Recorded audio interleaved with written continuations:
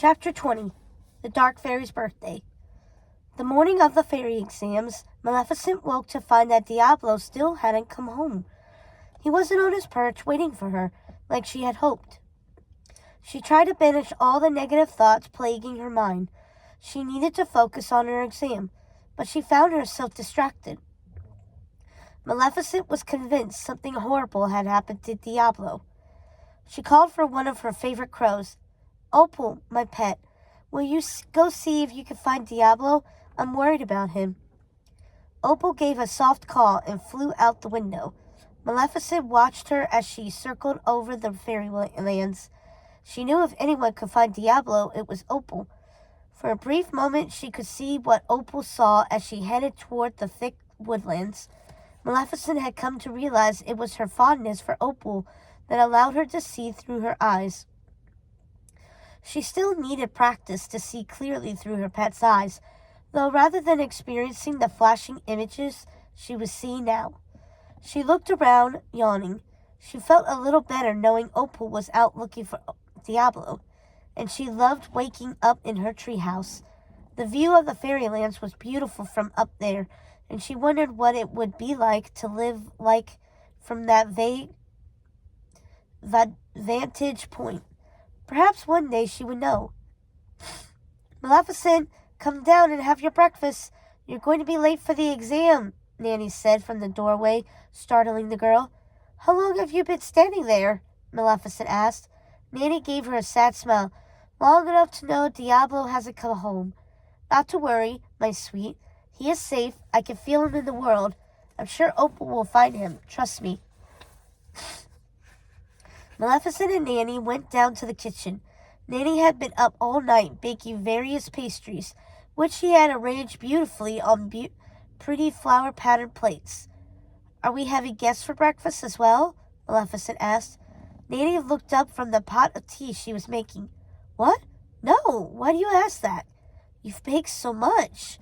Maleficent's yellow eyes were wide but happy. Her long black hair was wild, as it often was when she first woke, and Nanny thought her horns were beautiful. They seemed to have finally stopped growing less than a year earlier, and were a lovely deep shade of gray, which complemented her yellow eyes. And Nanny had noticed Maleficent's skin was a very light shade of lavender.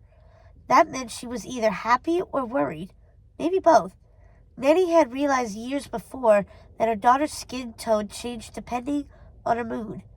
At least today she was green, which would indicate she was either angry or extremely sad. Green was a color Nanny hadn't seen on Maleficent in quite a while. Nanny blinked a few times, taking in her daughter's beauty, before she realized Maleficent was waiting for a reply. "Oh yes, I bake when I'm nervous. Now eat something before you have to get ready for your exam." Nanny was definitely more nervous than Maleficent. Not only was the table filled with artfully decorated pastries and little cakes, but she had also made an assortment of preserves and clotted creams and a lovely lemon curd. Those sat beside bowls filled with fresh fruit. "Does nothing on the table look good? Would you like me to make you some porridge?" "No, Nanny, I'm fine. Everything looks beautiful. Sit down and have some breakfast with me." Maleficent gestured to the chair next to her. Nanny shook her head.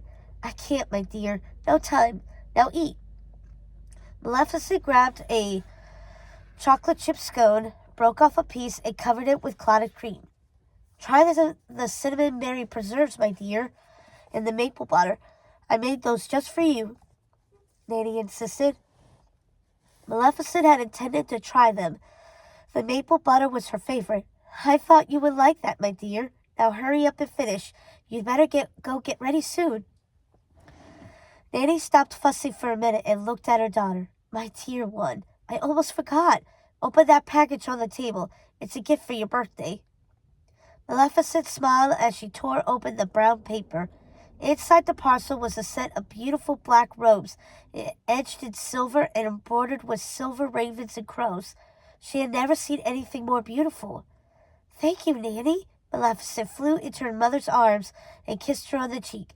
"My darling, do you know how beautiful you are?" Nanny asked. Maleficent's pale cheeks turned pink, so Nanny changed the subject. I know you're going to do well today. I just know it. And if you will forgive the suggestion, you know I love you just as you are. It's just that.